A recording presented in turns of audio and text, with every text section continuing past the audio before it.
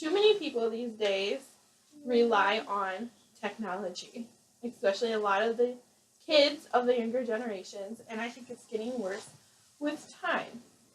It has been proven by Patricia Greenfield that as technology has played a bigger role in our lives, our skills in critical thinking and analysis have declined, while our visual skills have improved. So, with everything, technology has its pros and cons. Reading for pleasure has declined among young people in recent decades. Reading enhances thinking and engages the imagination in a way that visual media and video games do not. This is also from Greenfield. She has done a lot of studies that has proven that they have that reading has definitely declined as kids want to take more part in playing on their cell phones or their tablets, or even video games, and they take less pleasure in coloring, for instance, or playing outside. You can see that a lot in the older days. Our parents and grandparents, previous generations, have definitely played outside more, where they were playing hopscotch and jump rope, and they had lost. Media and technology has taken a toll on health as well, because the less kids are outside playing, the less exercise they're getting. So they're just sitting inside on their bottoms all the time, and they just eat. So it's not helpful in that department either. It is also proven, though, that while some medias can be detrimental to skills, other ones can also help some skills. So it says no medium is good for everything. If we want to develop a variety of skills, we need a balanced media diet. Each medium has costs and benefits in terms of what skills develop.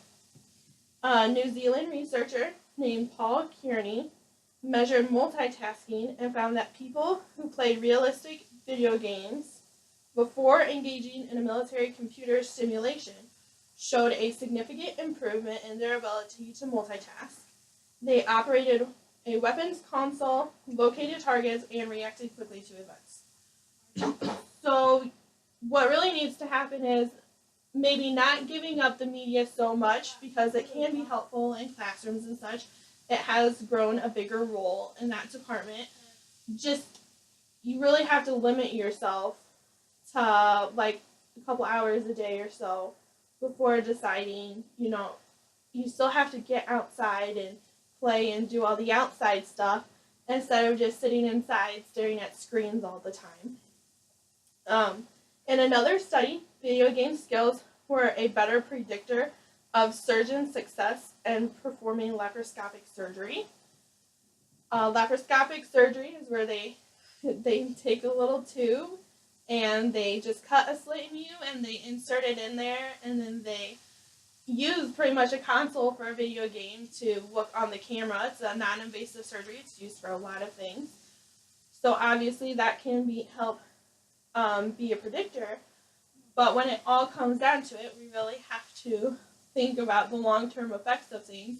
We're all inside all the time, thinking about playing video games and everything, what's going to happen to the earth around us. Like, we have to have them people out there that are planting the gardens and making sure the trees are getting watered and raking the leaves, mowing the lawn. Like, what kind of world is this going to turn into if we are just worried about technology all the time?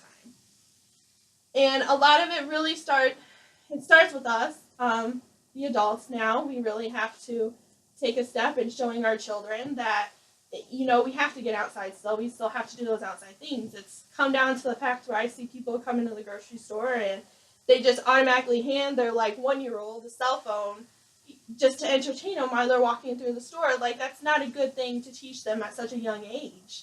Maybe there should be an age limit when they start getting the tablets and stuff. 4-year-olds getting tablets, having cell phones, and in certain instances it can be good for them to know how to use a cell phone. If you need to call 911 for emergencies or something along those lines. But in the end, you really need to watch how much time they're on it. It shouldn't just be a pastime. Oh, here, be quiet, take my cell phone thing.